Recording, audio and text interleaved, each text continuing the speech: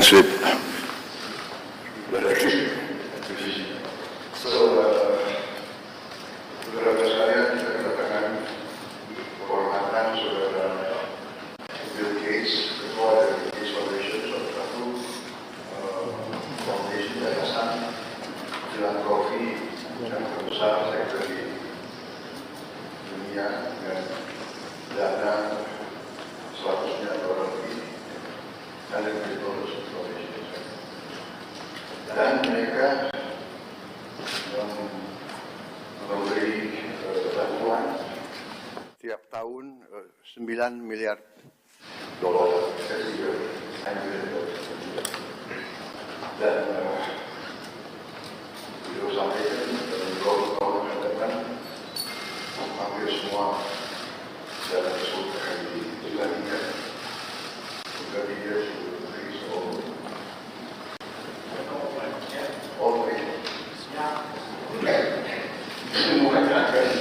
diserahkan dari inilah apa ya pendekatan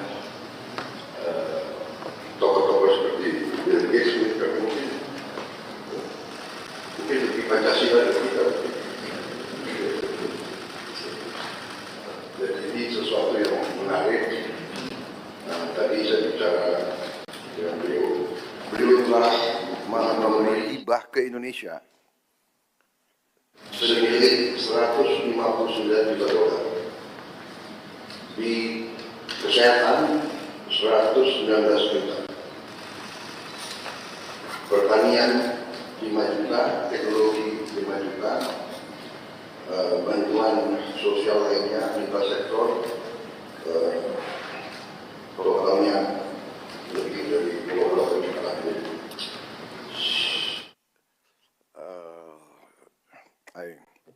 I told the floor that you have assisted us directly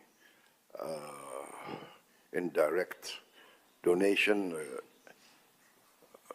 more than 159 million US dollars since 2009, mostly into health, terutama hal-hal strategik seperti vaksin polio. Beliau bantuannya 1,3 triliun, dan sekarang kita Bio Farma salah satu produsen 2 miliar dosis vaksin tiap tahun, dan ini untuk dimanfaatkan 42 negara di seluruh dunia, dipakai oleh 902 juta orang. Jadi hal-hal semacam ini, belum lagi vaksin lain, teknologi mRNA, dan teknologi pembuatan vaksin yang luar biasa. Terutama beliau sedang kembangkan vaksin TBC untuk dunia, tapi Indonesia akan jadi salah satu tempat yang akan diuji coba. Dan kita harus mengetahui bahwa TBC memakan korban kita cukup besar, yang meninggal hampir 100.000 tiap tahun, dan itu tekad kita untuk menurunkan, dan beliau menunjukkan komitmen beliau untuk terus bantu kita di bidang itu. Juga untuk beliau sedang kembangkan vaksin malaria. So basically I informed them of all your commitments to help us control these very dangerous diseases that are endemic in our country, and the success of the polio vaccine. And we look forward to a breakthrough in the malaria and TBC, which I think will not be too far in the future. Saya kira banyak sekali yang bisa kita bicarakan, tapi untuk mempersingkat, kita buka saja. Maybe we invite you to give us a bit of your ideas, your vision for the future. And tadi saya sudah sampaikan keputusan saya sebagai Presiden Republik Indonesia, karena dukungan beliau, bantuan beliau untuk Indonesia, tapi tidak hanya untuk Indonesia, untuk kepentingan manusia. Saya akan menggelar rapat Dewan Tanda Kehormatan karena saya ingin atas nama bangsa Indonesia memberi bintang tertinggi kita untuk seorang warga negara asing karena jasa-jasanya untuk bantu rakyat Indonesia dan rakyat dunia. I just announced that I've decided to convene our council for the national awards and to award Mr. Bill Gates for his contribution to the Indonesian people and the world humanity as a mark of his commitment, dedication to humanitarian causes. And we agreed that I will try to do it in September in New York during the United Nations season. So I think this is a lot, not a lot, all of us will be in agreement that you really deserve this for your contribution to the cause of humanity. Thank you very much. I invite you now to... Please. Well, thanks everybody for coming. I'm excited to be here and I really appreciate the warm welcome the President has given me. It's an exciting week for me. I had a couple days up in Singapore. The foundation is putting a regional office in there that should allow us to collaborate more closely. You know, the Gates Foundation got started in the year 2000, and so actually it'll be on Thursday after I leave here, I go to New York City, and we'll have a big event to celebrate the 25th anniversary of the foundation and talk about what we've achieved and what our focus will be as we spend the rest of our resources. As you've heard, we mostly work in health, and you know, when I saw that my ownership of Microsoft would be very valuable, I had to ask, you know, what could I do that would have high impact? And I learned about disease and childhood death, and that for many problems like malnutrition or malaria or tuberculosis, there was very little money going into that. You know, the private sector wasn't doing it because the people who were suffering were mostly very poor, and the type of research needed, you know, would require lots of money and lots of patience. And so we made global health the biggest thing for the Gates Foundation. Part of that was creating an organization called Gavi, which was funded by us and governments, and has played a role in providing new vaccines to all the children in the world. And in fact, Indonesia is a great example of that because you've adopted new vaccines like rotavirus for diarrhea, pneumococcus for pneumonia. Now HPV is getting rolled out. And Minister Budi is actually on the board of Gavi. He got to know Gavi well during the pandemic when that was a very positive relationship between Gavi and Indonesia. So we're carrying that forward. The basic statistic that always is amazing to me is that when the Gates Foundation was started in the year 2000, 10 million children under the age of 5 died that year. And most of that was because of diarrhea, pneumonia, malaria, or a few things that make children vulnerable in their first 30 days.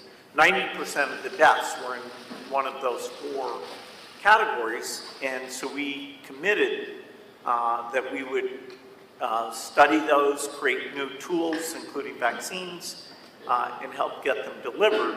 And so in fact, the number of children who die under 5 has been cut in half. It's now below 5 million. Now that's 5 million too many. And actually in this region, including in Indonesia, that cut in half is true here as well. So it's been an amazing time period, and there's many new tools coming. You know, we need a tuberculosis vaccine, and in fact, the trials for a tuberculosis vaccine have started, including with the strong relationship here in Indonesia. We have 2 of the sites where we're testing that vaccine are here, and that will help us know how well it works, and then that'll be a benefit to the entire world. You know, so we're doing those trials in Africa and India and here.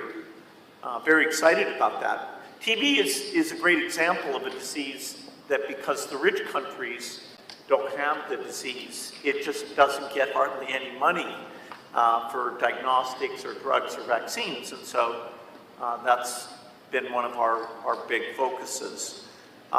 You know, lots still to do in health.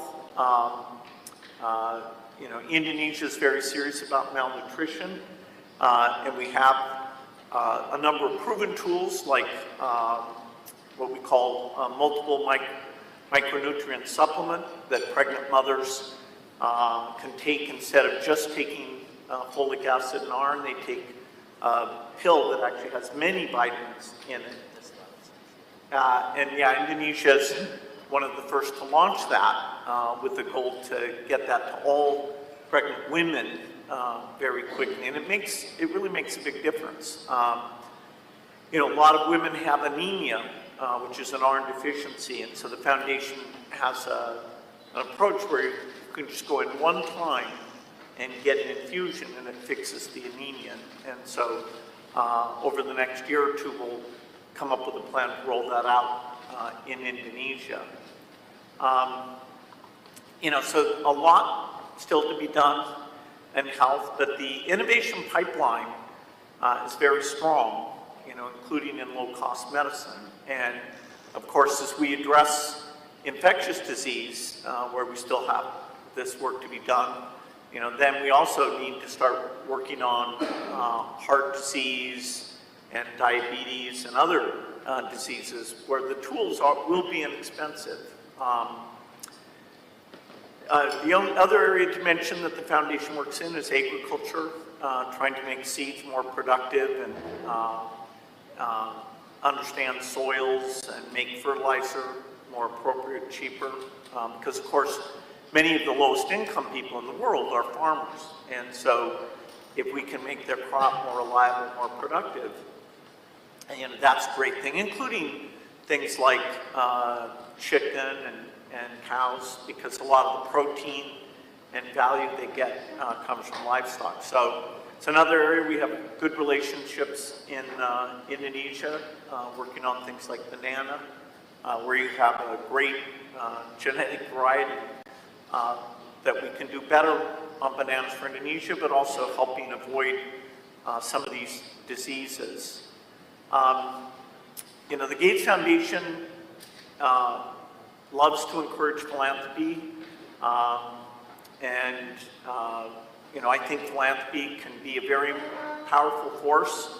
Of course, it's not a substitute for the private sector or business. It's actually quite small compared to those other 2.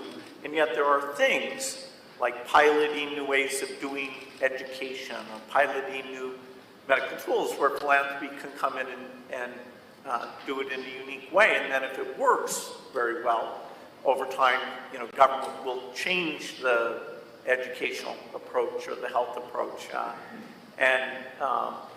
You know, so, you know, and philanthropy can be a lot of fun. It can be very high impact. And so we've had collaborations, not just with the government, but also with some of the philanthropists in Indonesia. Dr. Tahir's worked with us over the years, the Tanoto Foundation, the Tahia Foundation, a number of you, and you know, we look forward to expanding that. Philanthropy is growing quite a bit, For example, today in India, about half of the work we do is with philanthropists in India. And it's kind of a perfect combination because we understand the global science very well, and the local philanthropist understands how you communicate, how you work with the government. They can go and see, is it really working, is it not working? And so these collaborations, I'm hopeful that we'll have more of those in the future. Even though there's a lot of challenges in the world today, some of the aid budgets are being cut in the rich countries because of the Ukrainian war and other challenges. I actually am optimistic that even if in the short run, in some parts of the world, particularly Africa, that the death rate may actually go back up a bit. If we take a longer time frame, and look at the next 20 years, I think we can achieve a lot. We can finish polio. The only disease that was ever eradicated was smallpox, and so polio would be the second major disease. We're very close to doing that. And once we finish polio, we'd like to try and eradicate measles and malaria as well. We have some new tools for that. And of course, part of my optimism about the innovation is because we have now artificial intelligence. And artificial intelligence, I can't state strongly enough how amazing this tool is, even in the last 6 months. The improvement, I know Satya Nadella from Microsoft was here last year talking about data centers and working with the government on those, some of those things. But the AI is going to help us discover new tools, and even in the delivery of health and education and agriculture advice, we'll be using AI. So, I've really enjoyed the philanthropic work, and I look forward to doing more. And again, thanks for the incredibly warm welcome that the President has provided for me. Thank you.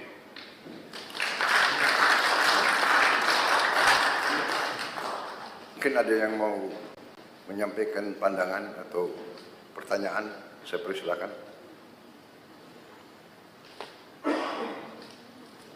Silakan. Terima kasih Bapak Presiden. Well, first of all, thank you, Mr. Gates, for your contribution to Indonesia and also to the world. Under the direction of Bapak Presiden, actually, as a Minister of Investment, and also at the same time, I lead the CEO of Dengan, which is our newly established sovereign wealth fund. And actually, yesterday morning, we had a discussion with your team, because in Dengan we also setting up the Dengan Trust Fund, Trust Fund, and on the internal discussion, we are committed actually to put 1 to up to 2.5% of our dividend payout ratio. So if you look at the number, actually, every year in the Dengan Trust Fund, we are going to put every year at least $100 million. $100 million.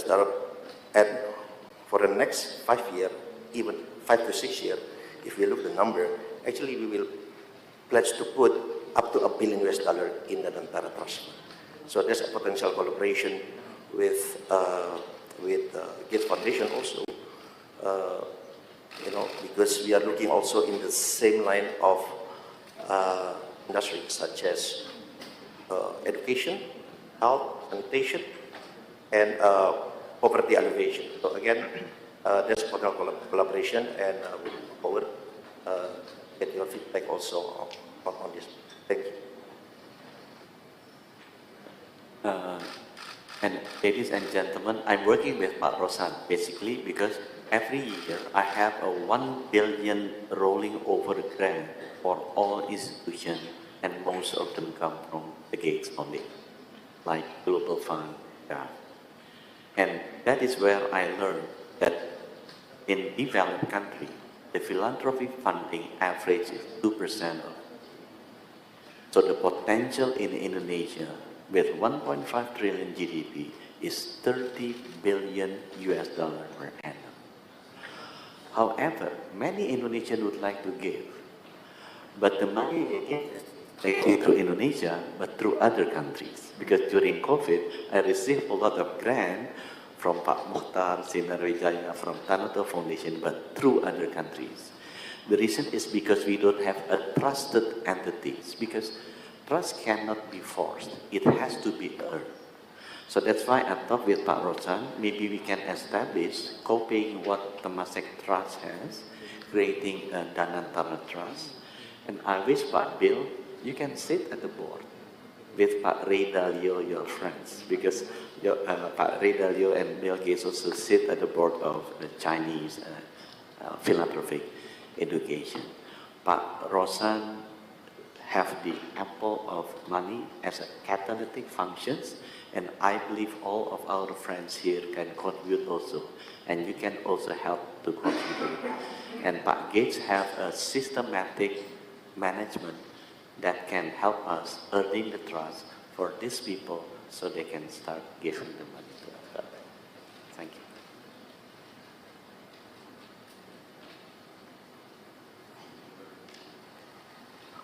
Mr. Gates, would it be possible to talk about non-health issues today? Certainly. Thank you.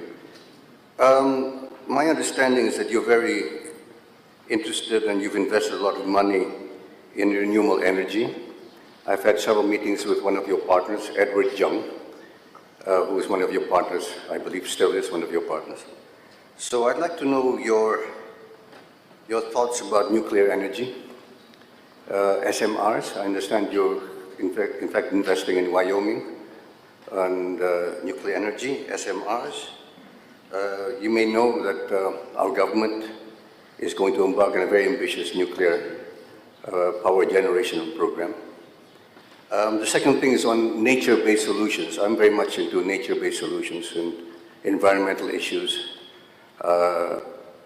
Reforestation, basically, is my passion, wildlife, and through wildlife, reforestation, and restore habitats for wildlife.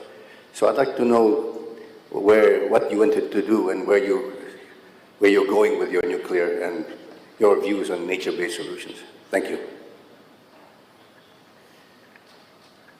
Yeah, so, as I started doing the foundation work, it became clear to me that we need low-cost electricity to help countries develop. But I also started to be educated about climate change and, understanding that we have to reduce emissions eventually to zero. And so I talked to my friends about, okay, can we make nuclear energy cheap? So I started a company in 2006 that's called TerraPower to make what's called a fourth generation reactor. Today's reactors are water cooled and they have a lot of pressure in the reactor. So they're a bit complicated, so often the cost can be very high. And so I thought, it's very hard to start a new design, but that would be a huge benefit. And so now it's taken longer than we expected. We started out as being a joint venture in China, and then the US government decided they didn't like us working in China. And so we had to change, and actually now, as you said, we're building our first reactor in the United States. There's a lot of countries that really need nuclear energy. And so we have to make it cheap, and we have to show that this new design is extremely safe. And places like Japan, South Korea, France, the UK, they have in their plans a desire to use nuclear energy. But right now the plants are expensive. And so we are hoping as we build 20 of these reactors, the cost can be very low. Part of that will be through a very strong partnership we have with some companies in South Korea. Hyundai and SK are investors in this work. And so in 2030, that first reactor will turn on. And so during that decade, we would hope to build over 30 gigawatts of electricity.